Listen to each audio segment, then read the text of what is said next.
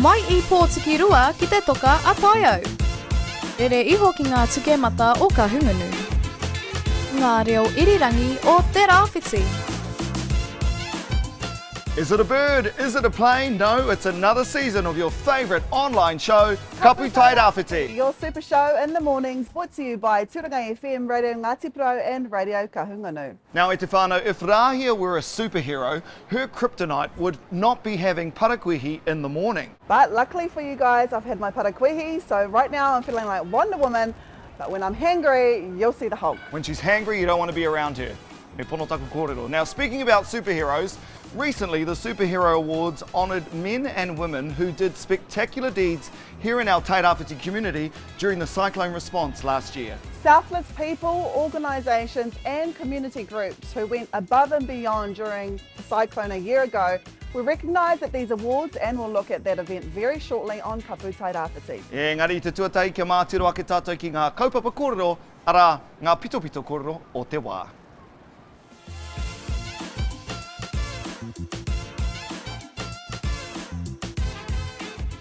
Mōrena he ka mā ki Ngāti Porou I te tuatahi no tēnei wiki tīmata I ngā mahi a te rūnanga nui o Ngāti Porou me Ngāti Porou Oranga ki te whakanui I ngā hapori me te kotahi tau whai muri I te taunga mai a Huripari Gabrielle.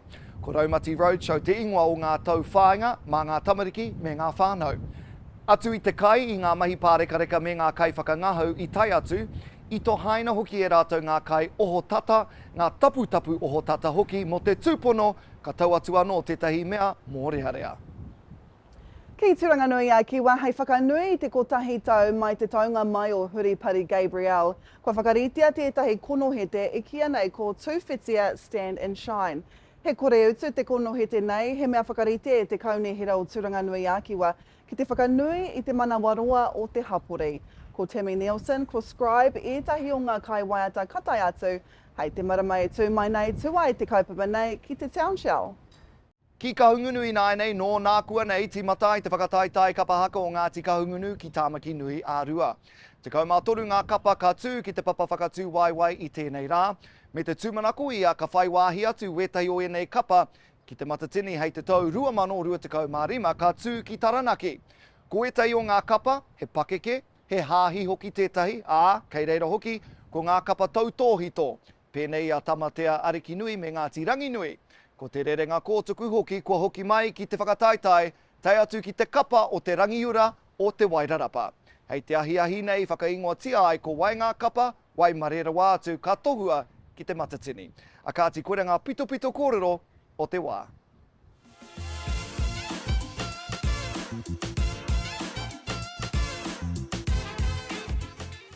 Well, it's been just over a year since the devastation of Cyclone Gabrielle impacted Aotearoa when a national state of emergency was declared. Tairāwhiti experienced substantial widespread damage. The roading network suffered extensive damage. Bridges were completely swept away. Our district was isolated for days and communities remained cut off for several weeks. Whānau from 230 households were evacuated, and it's been a tough year for all of our communities here in Turanganui-a-Kiwa and across the coast, and there's still a long road to recovery ahead. Recently, Rāhia and I had the privilege and honour of hosting the Superhero Awards, which took time out to acknowledge some of the unsung heroes who held it all together during that very difficult period.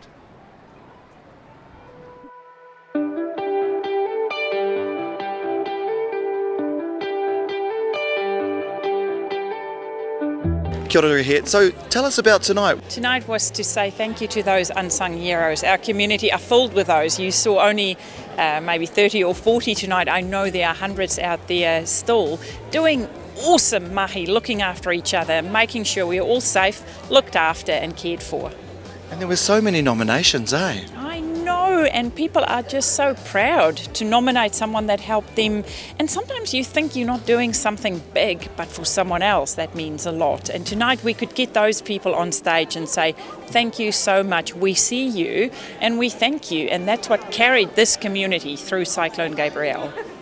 Oh, yeah, it was pretty humbling. My award was for my mahi with our tamariki, our rangatahi in Tokomaru Bay when we were isolated.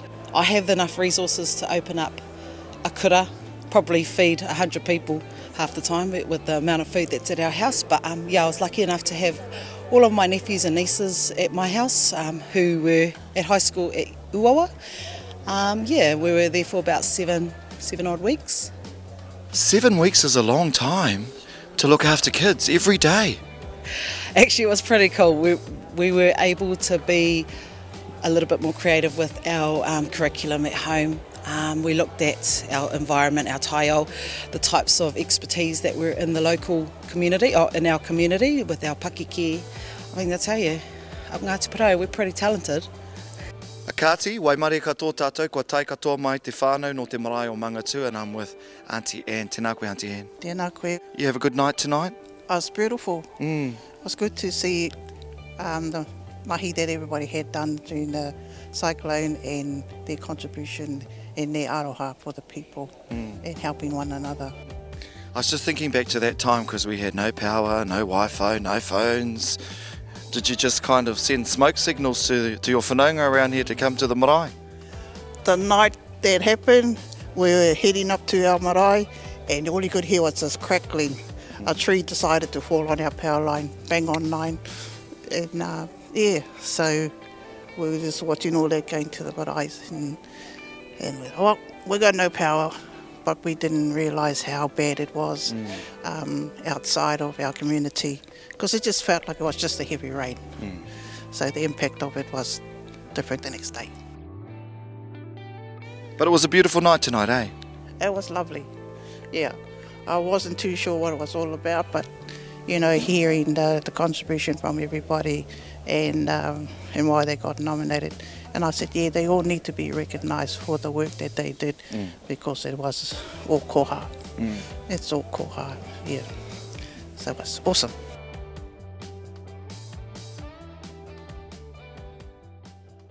Ka tai te po a tāhua ko tērā. Yes, it was a beautiful night at the War Memorial Theatre, and thank you to Gisborne District Council for allowing us to MC that night. Ko pauka tō te wāhanga kia tātou. Thank you so much for joining us on this, our first episode for the new season of Kapu Tairāwhiti. Yeah, it's a bit windy here. We hope you join us again tomorrow on our Tūranga FM Media Facebook page. Now, speaking of our Pōpō Radio Ngāti Porou's, Paula Brooking is going to be looking at an aerial mapping project designed to look for water underground. Ka pai. We'll see you guys. A popo for Kapu Tairāwhiti. Nō reira e te tia te tā, hei kona!